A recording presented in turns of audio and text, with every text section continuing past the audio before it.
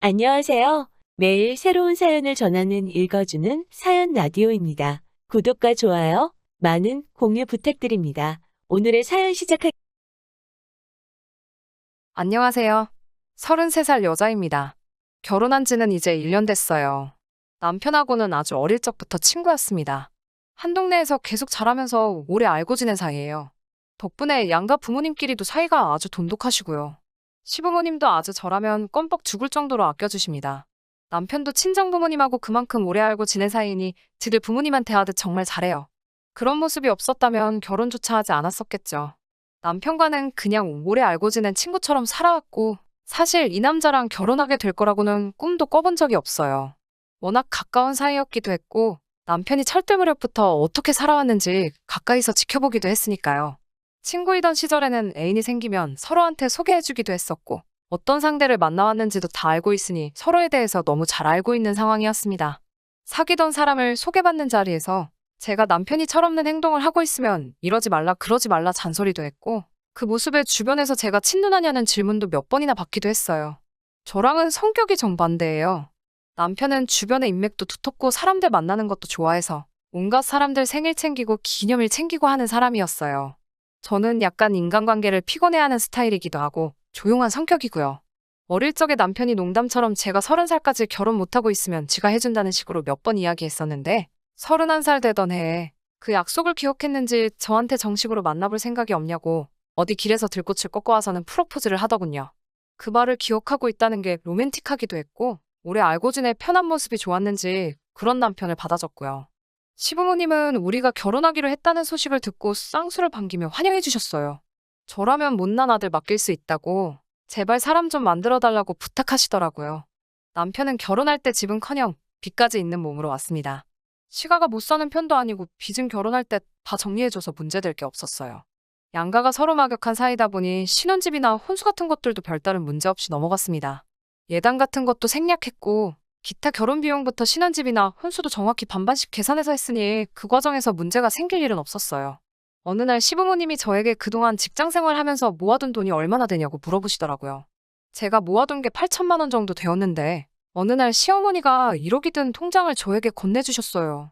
형편이 한쪽으로 기운 결혼은 아니었지만 저는 저금이 있는데 남편은 빚이 있는 상황이었으니 이렇게 해야 맞는 거라며 오히려 시가에서 자잘한 부분까지 챙겨주시는 게 너무 감사했습니다.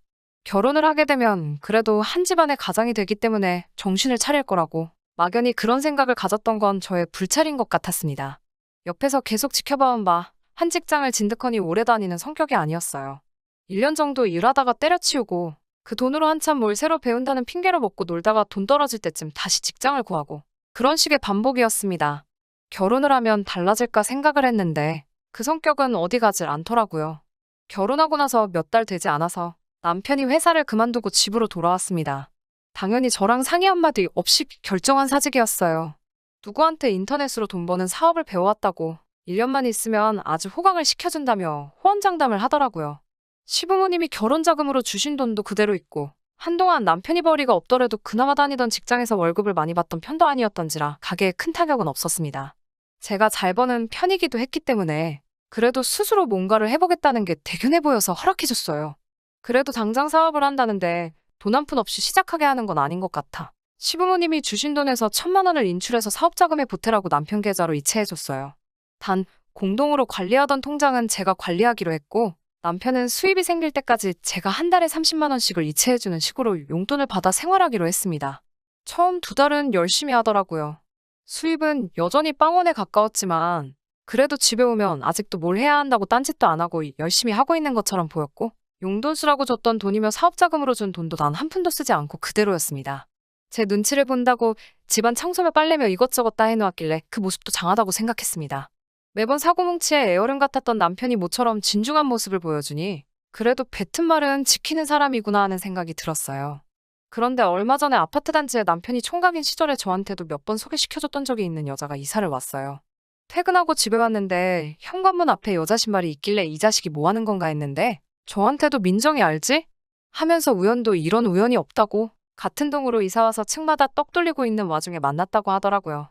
저도 몇 번 만나본 사이라서 서로 아는 사이이기도 하고 사실은 남편이 저랑 결혼하기 전에 이 민정이라는 여자에게 관심이 있기는 했는데 민정이라는 여자는 당시 남편이 무능력하다고 단 한 번도 관심 가져준 적이 없었거든요. 당시에 둘이 연애를 시작하기는커녕 남편이 그렇게 쫓아다니기만 하다가 결국 흐지부지 된 걸로 알고 있어요. 그 뒤로 저도 만난 적은 없기는 하지만 민정 씨가 이사 온 이유가 결혼을 해서 왔다는 걸 알게 되었어도 별로 남편이 딴 생각을 하겠다거나 하는 생각도 안 했어요.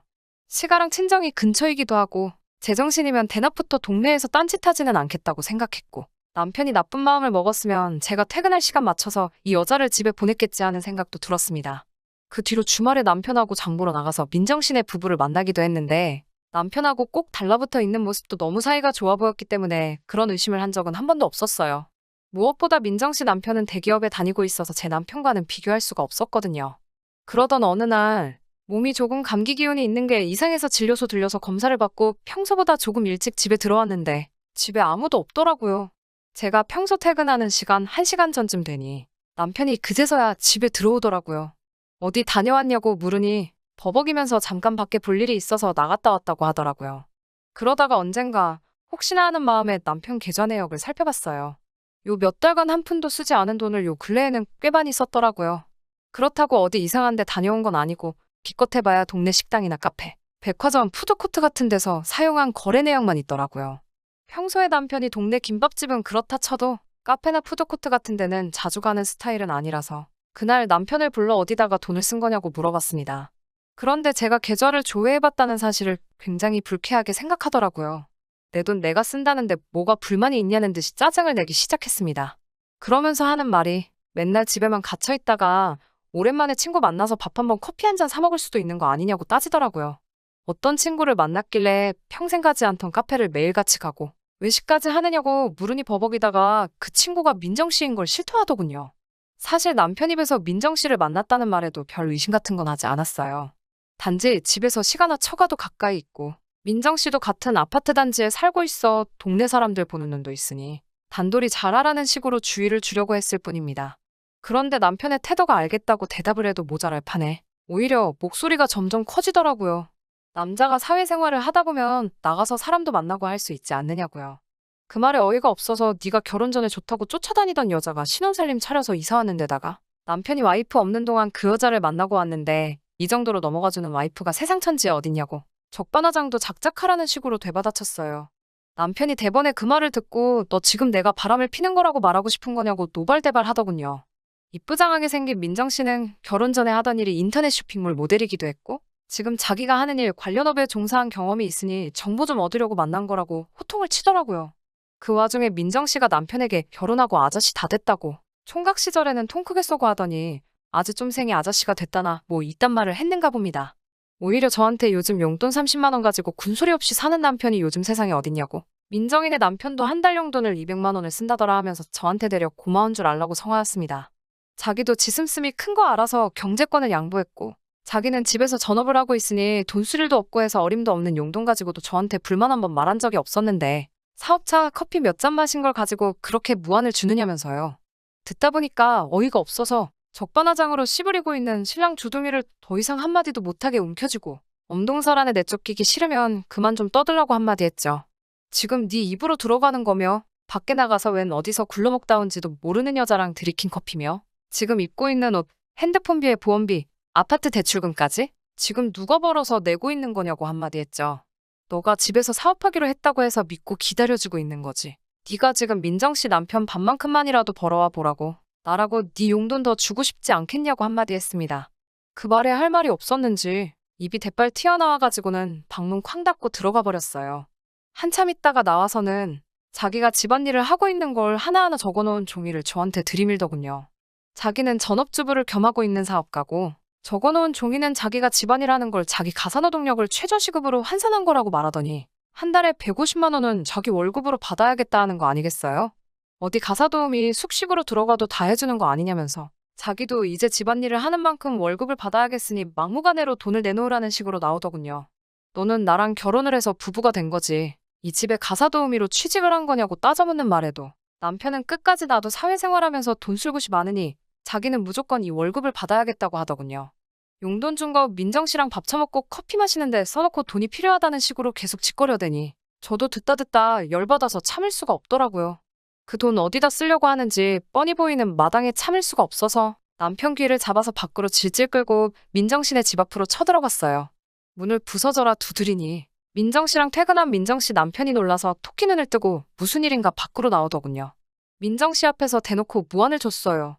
저는 이런 남편 필요 없으니 이 집에서 월급 주고 가사 도우미로 쓰라고. 보아하니 민정 씨랑 커피 마시고 점심 먹고 싶어서 돈이 필요한가 본데 이 집에서 데려다가 쓰면 같이 점심도 먹고 좋지 않겠냐고 했습니다.